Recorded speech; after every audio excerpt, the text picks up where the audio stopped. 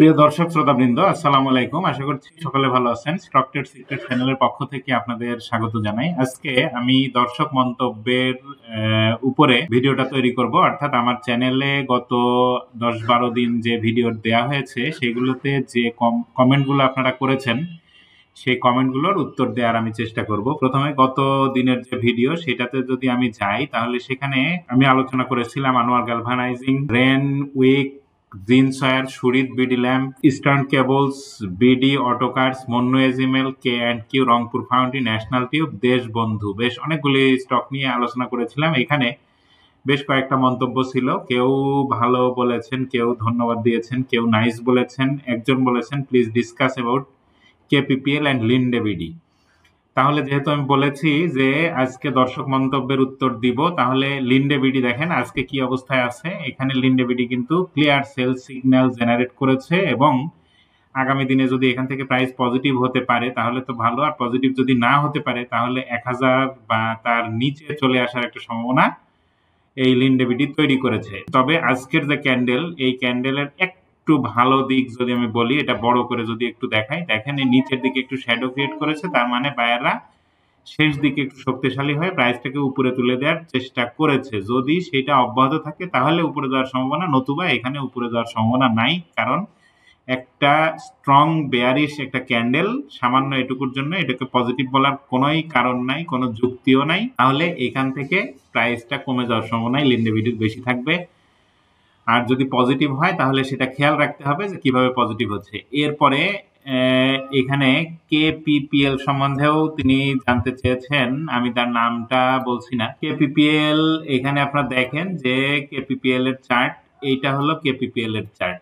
KPPL কয়েক মাস আগেও এটা 7 টাকা 8 টাকা এদিকে ছিল, 32-33 টাকা পর্যন্ত, যে এটা কারেকশন হয়ে আবার 22 টাকা 40 পয়সা বা 50 পয়সায় এসেছিল 12-13 দিন আগে। সেখান থেকে আজকে এটা 27 টাকা 80 পয়সা, যদিও 28 টাকা 80 পয়সাতে গিয়েছিল কিন্তু প্রাইস সেখানে ধরে রাখতে পারেনি। তাহলে এইটা পজিটিভ, গত দিনের ওপেন ক্লোজের একটা গ্যাপ আছে, তবে এখানে একটা পিন বার ক্রিয়েট করেছে নেগেটিভ। যদি আগামী দিন প্রাইসটা ধরে রাখতে পারে এভাবে করে উপরে, তাহলে এটা আবার 32-33 টাকা সেই দিকটা গেলেও যেতে পারে। আর হিস্টোগ্রাম সবে মাত্র পজিটিভ হচ্ছে, এখানে আরএসআই একটা ভালো জায়গায় 58.81 এই দিকটায় আছে, তাহলে এখান থেকে উপরে যাওয়ার সম্ভাবনাও আছে। ফার্মাসিউটিক্যাল সেক্টর নিয়ে যে ভিডিও দিয়েছিলাম সেখানে আমি লো পেড ফার্মাসিউটিক্যাল সেক্টরের আলোচনা করেছিলাম। সেখানে লিব্রা ইনফিউশন, এমবি ফার্মা, ফার্মাইড, Orion infusion, ACI formula, ACI, JMI syringe, Salvo chemical, Global Heavy Chemical, Advent pharma, Reckitt and ভেনকিজা, Wata chemical, Ibnsina, Marico, Kohinoor, এই কয়েকটা অনেকগুলা স্টক নিয়ে আলোচনা করেছিলাম। এইখানে যে কমেন্টগুলো ছিল সেখানে থেকে যদি কেউ কোনোটা আলোচনা করতে বলেন তাহলে সেইটার উত্তরটা দিব। এখানে ভালো আলোচনা, কারো খারাপ লাগে, কারণ কোনো কিছুই সবার জন্য একসাথে ভালো হতে পারে না, এরকম একজন বলেছে। আরেকজন বলেছেন ভালো লাগলো বিশ্লেষণ, ধন্যবাদ জানাই। আরেকজন গুড অ্যানালাইসিস দেয়ার, আরেকজন বলেছেন ভালো অ্যানালাইসিস। যাই হোক, এইখানে উত্তর দেওয়ার মতো তেমন কোনো কিছু আমি পেলাম না। আমি পরবর্তী যে ভিডিও সেটাতে যদি আমি যাই তাহলে টেক্সটাইল সেক্টরের যে লো পেড স্টকগুলি সেটা আলোচনা করেছিলাম। সেখানে অনেকগুলি স্টকের আলোচনা ছিল। এইখানে ছিল Dulamia cotton, Desh garments, Apex pin, Rahim textile, Style Craft, Anlima yarn, আলহাস textile, Sonargaon, Tamijuddin textile, Mithun knitting, Prime Tex, সাবকো স্পিনিং, তারপরে এইসারটেক্স, এআইএল, অনেকগুলি স্টক নিয়ে এখানে আলাপ করেছিলাম। সেগুলি আজকে বেশ ভালোই করেছে অনেকগুলি। এর মধ্যে thanks dear Paper Pro and Monospool. Paper Pro আর মনোস্পুল নিয়ে আলোচনা করার জন্য একজন বলেছেন। এইখানে পেপার প্রো কি অবস্থায় আছে সেটা যদি আমি দেখি তাহলে পেপার প্রো এখানে খেয়াল করলে আপনারা দেখেন যে পেপার প্রো কিন্তু বেশ উপর থেকে প্রাইসটা নিচে চলে এসেছে এবং নিচে এসেছিল এটা 88 টাকা 30 পয়সা এই দিকটা। আর এইখানে এখন যেটা হচ্ছে, এই জায়গাটা যদি খেয়াল করেন, এটা হায়ার হাই একটা প্যাটার্ন মেনটেন করছে, উপরের দিকে হয়তো যাবে। তবে যতদিন পর্যন্ত 88 টাকার নিচে না নেমে যায় এই পেপার প্রো, ততদিন পর্যন্ত আমার মনে হয় যে এইখানে খুব একটা সমস্যা হবে না। এরপরে মনোস্পুল পেপার, এটাও পেপার অ্যান্ড প্রিন্টিং সেক্টরেরই স্টক। এই মনোস্পুল পেপারও কিন্তু অনেক নিচে চলে এসেছে, অনেক উপর থেকে অনেক নিচে। এটা 100 টাকা 101 টাকা এদিকে এসেছিল, আজকেও এর প্রাইস 104 টাকা 40 পয়সা, এবং এটা উপরে যাওয়ার জন্য চেষ্টা করছে, স্ট্রাগল করছে, এভাবে হয়তো উপরের দিকে গেলেও যেতে পারে।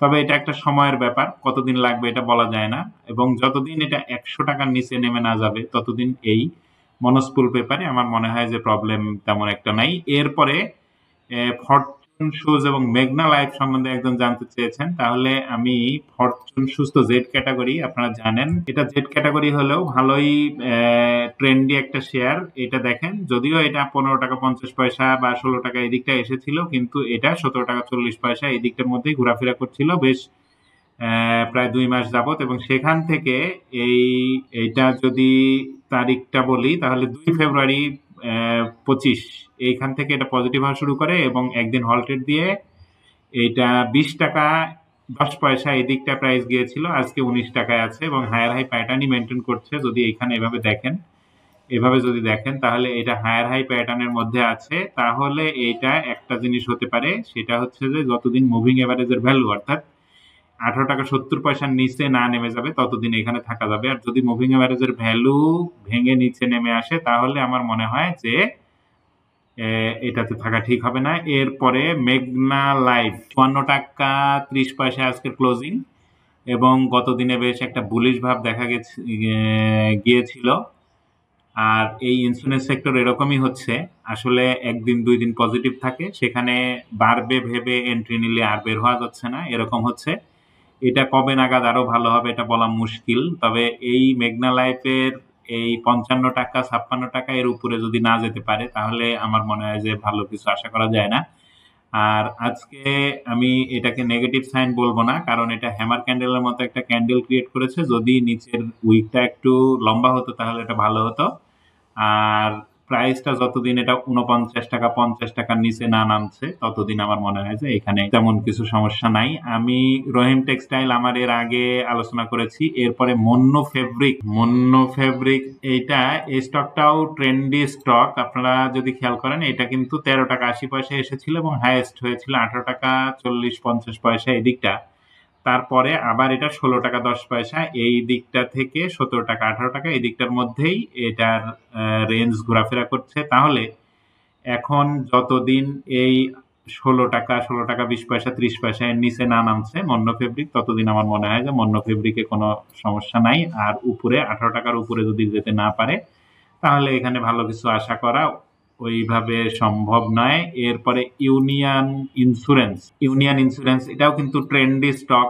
এটা এই 25 টাকা 50 পয়সা থেকে 28 টাকা এর মধ্যেই এটার ঘোরাফেরা। তাহলে এইখান থেকে আজকে 26 টাকায় আছে এবং মুভিং এভারেজের ভ্যালু টাচ করে এটা নিচে এসেছে 26 টাকা 40 পয়সা মুভিং এভারেজের ভ্যালু। আর মুভিং এভারেজের ভ্যালুটা যদি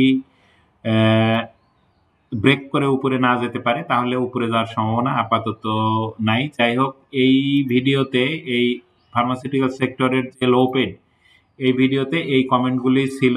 এর পরবর্তীতে সূচক কি পতন থামালো এরকম একটা ভিডিও ছিল, এবং সেখানে টপ 20 ও সূচক ঊর্ধ্বমুখিতার ইঙ্গিত এরকম একটা ভিডিও আমি দিয়েছিলাম, এবং সেখানে আইএফআইসি ব্যাংক, আইবিপি, তারপরে Robi, KPPL, Asian Tiger, Midland bank, NRBC bank, AB bank, NHFIL, UCB, DESCO, Central Pharma, BD Thai, Hakkani pulp, Fuwang food, SP ceramic, অনেকগুলি স্টক নিয়ে আলোচনা করা ছিল। এই স্টকগুলির ম্যাক্সিমামই ভালো করেছে, ভালো অবস্থানে আছে। এই ভিডিওতে কি কি কমেন্ট ছিল সেটা যদি আমি একটু দেখি, তাহলে এখানে দেখেন যে পদ্মা লাইফ ইন্স্যুরেন্স নিয়ে একজন জানতে চেয়েছেন। তাহলে পদ্মা ইসলামী লাইফ, হ্যাঁ এটাই পদ্মা ইসলামী লাইফ। এটা ট্রেন্ডটা আমি ভালো বলবো, কারণ এখানে যে ডব্লিউ প্যাটার্নটা ক্রিয়েট করেছে এভাবে করে, এই ডব্লিউ প্যাটার্নের যে নেক লাইন এই এরিয়াটা অর্থাৎ 20 টাকা লেভেলটা, এই 20 টাকা লেভেলটা যখন ব্রেকআউট করে উপরে যায় কোনো একটা স্টক, তখন সেখান থেকে আরো একটু উপরে যাওয়ার সম্ভাবনা থাকে। তাহলে আরো একটু উপরে গেলে এখানে হয়তো 22-25 টাকা এদিকটা যেতে পারে। তবে যদি এটা 20 টাকার নিচে নেমে আসে তাহলে আবার একটু ওয়েট করতে হবে এই পদ্মা ইসলামী লাইফ।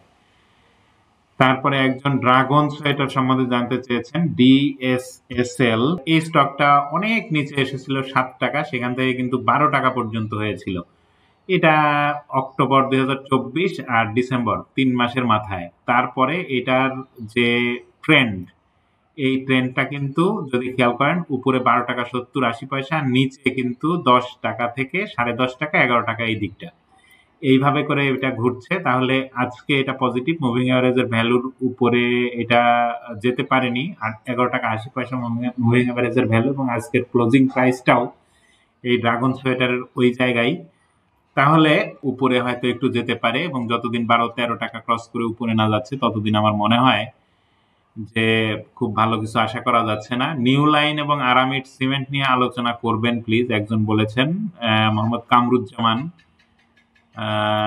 উনি বলেছেন নিউ লাইন এবং আরামিড এই স্টকটা একটা ফ্ল্যাগ প্যাটার্নের মতো প্যাটার্ন ক্রিয়েট করেছে। এইভাবে যদি দেখেন তাহলে এটা ফ্ল্যাগ প্যাটার্ন, এইটা নিচে হয়তো আরো একটু নিচে চলে আসতে পারে, 14 টাকা বা 13 টাকা 80-90 পয়সা এই দিকটা আসতে পারে। যদি এখানে আসে, আসার পরে এটা আবার পজিটিভ হবে হয়ে সেক্ষেত্রে 15-16 টাকা এই দিকটা আবার গেলে যেতে পারে। তারপরে আর একটা স্টক নিয়ে জানতে চাইছেন, সেটা হচ্ছে নিউ লাইন। এই স্টকটা কিন্তু অনেক নিচে এসেছিল, আমি এটা নিয়ে একটা ভিডিও দিয়েছিলাম যে এই স্টকটা কেন এত উপরে থেকে শুধু নিচেই আসতেছে। তখন যখন বলেছিলাম তখন সম্ভবত 12 টাকা 90 বা 13 টাকা এই দিকটায় ছিল আমার ফেসবুক আইডিতে, এবং সেখান থেকে কমে এটা 7 টাকা 6 টাকা 60 পয়সা এসেছিল। আজকে প্রাইসটা 9 টাকা, এবং এটা যেহেতু উপরে যে আবার একটু কারেকশনের দিকে আছে, তাহলে এখান থেকে আবার পজিটিভ হয়ে আবার উপরের দিকে যাবে। সেক্ষেত্রে 12 টাকা 13 টাকা এই লেভেলটা পর্যন্ত হয়তো গেলেও যেতে পারে। এই ভিডিওটাতে এই পর্যন্তই কমেন্টস ছিল। আমি এর পরবর্তী ভিডিওতে যদি যাই, 30% ডিরেক্টর হোল্ডিং ছিল যে স্টকগুলির, সেই স্টকগুলি নিয়ে আমি আলোচনা করেছিলাম। এইখানে দর্শক মন্তব্য যেগুলি ছিল সেটা যদি আমি দেখি, তাহলে লিন্ডে বিডি নিয়ে আমি সম্ভবত কিছুক্ষণ আগেই বললাম। আরেকজন বলেছেন কিছু না বুঝে উল্টাপাল্টা বলে, এই ধরনের কমেন্ট একজন করেছেন। আপনার মনে হয় হাতে ঘা লেগেছে, কারণ এখানে আমি যে আলোচনাগুলি করেছিলাম 60% ডিরেক্টর হোল্ডিং, সেগুলোর ভিতরে কিছু গ্যাম্বলিং আইটেম ছিল, হয়তো আপনার সাথে মিলে গেছে। আপনি হয়তো চাননি যে এই ভিডিও সম্বন্ধে ভালো করে ধারণা দিক, কিন্তু আমি দিয়ে ফেলেছি, সে কারণে আপনি হয়তো নেগেটিভ মন্তব্য করেছেন। তো নেগেটিভ মন্তব্য করা থেকে বিরত থাকার চেষ্টা করবেন। আর নেগেটিভ মন্তব্য যদি এরপরে করেন তাহলে আপনার আইডি সহ ভিডিওতে প্রকাশ করা হবে যে আপনি কোন মেন্টালিটির লোক। আমার ফ্যান ফলোয়ার যারা আছেন তারা আপনাকে চিনে যাবেন, সেটা আমি আপাতত করতে চাচ্ছি না। দুইটি সেক্টরের চাঙ্গা এই বিষয়টা নিয়ে আমরা আলোচনা করেছিলাম। সেক্ষেত্রে সেই ভিডিওতে যে কমেন্টগুলি ছিল সেটা যদি আমি একটু দেখি, সেখানে বিএসআরএম স্টিল, রিলায়েন্স ইন্স্যুরেন্স নিয়ে একজন জানতে চেয়েছেন। আচ্ছা, বিএসআরএম স্টিল আমি সেখানে কিন্তু উত্তর দিয়েছিলাম, বলেছিলাম যে দুটোই সম্ভাবনাময়। তাহলে বিএসআরএম, আমি রিলায়েন্স ইন্স্যুরেন্স, আপনি রিলায়েন্স কোনটা জানতে চাইছেন? আসলে রিলায়েন্স তো দুইটা আছে, একটা রিলায়েন্স ওয়ান আছে আর একটা রিলায়েন্স ইন্স্যুরেন্স আছে। আমি রিলায়েন্স ওয়ান যদি বলি, তাহলে এই স্টকটা কিন্তু দীর্ঘদিন একটা লোয়ার লেভেলে ছিল, 10 টাকা লেভেলে ছিল, সেখান থেকে একটানা টানে 15 টাকা হয়, এবং 15 টাকা থেকে সেটা চলে যায় 20-21 টাকা, এবং 20-21 টাকা থেকে এটা ব্রেক করে চলে যায় 24 টাকায়। এখন এটার প্রাইস অবস্থান করছে আজকে 21 টাকা 70 পয়সা। তাহলে এটা একটা হায়ার হাই প্যাটার্ন দীর্ঘদিন ধরে মেনটেন করছে। যদি এইখানে খেয়াল করলে আপনারা দেখবেন যে এইখানটায় যদি দেখেন যেভাবে করে কিন্তু সে উপরের দিকে যাচ্ছে। 21 টাকা 70 মুভিং এভারেজের ভ্যালু 21 টাকা 80। তাহলে সেখান থেকে নিচে যদি না নেমে যায় তাহলে উপরের দিকে যাওয়ার একটা চান্স আছে, আর উপর দিয়ে গেলে 24 টাকা 25 টাকা বা 24 টাকা 50 পয়সা এই দিকটা যেতে পারে। একজন সোনালী আঁশ নিয়ে জানতে চাইছেন, যদি সোনালী আঁশ নিয়ে আমি একটু আলোচনা করি, তাহলে এই স্টকটার এই জায়গাটা যদি আপনারা খেয়াল করেন, তাহলে এই স্টকটা কিন্তু 188 টাকা এই দিকটায় প্রাইস এসেছিল, আর উপরের যদি ধরেন তাহলে 200 টাকা পর্যন্ত উপরে গিয়েছিল, এবং এখনো পর্যন্ত একটা হায়ার হাই প্যাটার্নই মেনটেন করে চলছে। তাহলে এইটা যদি 188 টাকার নিচে নেমে না আসে সোনালী আঁশ, তাহলে আমার মনে হয় এখানে ওইভাবে কোনো প্রবলেম নাই, এখানে বাইসেল করে থাকা যাবে। আর তাহলে বিএসআরএম স্টিল কিন্তু এখানে খেয়াল করলে দেখেন যে এটা নেগেটিভ হয়ে আবার কিন্তু পজিটিভ হচ্ছে, এটা 50 টাকা এই দিকটা এসেছিল, এসে আজকের ক্লোজিং করেছে 51 টাকা 30 পয়সা এবং রিসেন্ট যে হাই ক্রিয়েট করেছিল সেটা 52 টাকা 50 পয়সা এবং রিসেন্ট যে লো সেটা 50 টাকা। তাহলে এই 50 টাকা 52 টাকা এই 2 টাকার মধ্যেই এইটার চলাফেরা। যদি এই ভালো হয় এবং এর উপরে যেতে হয় তাহলে এখানে ভলিউম ভালো লাগবে, তাছাড়া এটা উপরে যাওয়ার সম্ভাবনা ওইভাবে নাই। তো যাই হোক, এ পর্যন্ত যে ভিডিওগুলি আমি দেখলাম তার মধ্যে আপনাদের কমেন্টগুলি যে উত্তর দিলাম, এরপরে আমি এখানে আজিজ পাইপ আর এআইএল নিয়ে একটা ভিডিও দিছিলাম বেশ কয়েকদিন আগে। তাহলে সেই ভিডিওতে কি কমেন্ট ছিল সেগুলি যদি আমি একটু দেখি, তাহলে এইখানে মেনি থ্যাঙ্কস ব্রাদার একজন বলছেন, ধন্যবাদ ভাই, সুস্থ থাকবেন, ভালো থাকবেন, রমজানুল মোবারক, many many thanks. Please South Bangla agricultural bank এবং ন্যাশনাল লাইফ নিয়ে যদি কিছু বলতেন। একজন লিন্ডেবিডি নিয়ে একজন আমি বলছি আজকের ভিডিওতে। তাহলে সাউথ বাংলা এগ্রিকালচারাল ব্যাংক নিয়ে যদি বলি, তাহলে দেখেন এই স্টকটা কিন্তু অনেক দিন যাবত এই 7 টাকা 60 পয়সা এই দিকটা ছিল, তার নিচেও এসেছিল 6 টাকা 70 পয়সা এবং সেখান থেকে বেড়ে কিন্তু অনেক দূর পর্যন্ত 10 টাকা 20 পয়সা পর্যন্ত গিয়েছিল। তারপরে এটা কমে আবার 7 টাকা 50 পয়সা আসে। আজকের যে ক্লোজিং সেটা হচ্ছে 8 টাকা 80 পয়সা এবং এখান থেকে আমি মনে করি যে অ্যানালাইসিস অনুযায়ী এটা উপরের দিকে যাওয়ার সম্ভাবনা আছে এবং উপরে যদি যায় আবার 9 টাকা 60 পয়সা 70 পয়সা এই দিকটা পর্যন্ত সাউথ বাংলা এগ্রিকালচারাল ব্যাংক গেলেও যেতে পারে। এরপরে ন্যাশনাল লাইফ স্ট্রাগলিং এর মধ্যে আছে, এটা বটম ক্রিয়েট করার চেষ্টা করছে। এভাবে যদি দেখেন এটা একটা লোয়ার লো প্যাটার্ন ক্রিয়েট করে করে নিচে আসছে, তবে একটা বটমের মতো ক্রিয়েট করেছে। সেই জায়গাটা হচ্ছে 94 টাকা বা 95 টাকা। তাহলে এই এরিয়াটা যতদিন পর্যন্ত এখন এই 95 টাকার নিচে না আসছে ততদিন পর্যন্ত এইখানে বাই সেলে থাকা যেতে পারে। তবে এই ইন্স্যুরেন্স এবং লাইফ ইন্স্যুরেন্স সেক্টর একদিন বা 2 দিন বাড়ছে, বেড়েই সেটা এমন ভাবে কমে যাচ্ছে যে সেখান থেকে বের হওয়া যাচ্ছে না। যদি কেউ সেখানে এন্ট্রি নিয়ে থাকেন তাহলে বের হওয়াটা খুব কঠিন হয়ে যাচ্ছে। এখানে আরেকজন বলেছেন যে দেশ গার্মেন্টস, আমি দেশ গার্মেন্টস নিয়ে আমার গত কয়েকদিন আগে একটা ভিডিও দিয়েছিলাম, সেখানে আলোচনা আছে, আপনি দেখে নেবেন। তো ধন্যবাদ সবাইকে আমার ভিডিওতে কমেন্ট করার জন্য। যদি আপনার পোর্টফোলিওতে থাকা স্টক সম্বন্ধে জানতে চান তাহলে কমেন্ট করতে পারেন এবং সেই কমেন্টের উত্তরটা দেখবেন, আমি সেখানে উত্তর দিয়ে থাকি। ধন্যবাদ সবাইকে, ভালো থাকবেন। আর নতুন ভিডিও সবার আগে পেতে হলে চ্যানেলটা সাবস্ক্রাইব করতে হবে।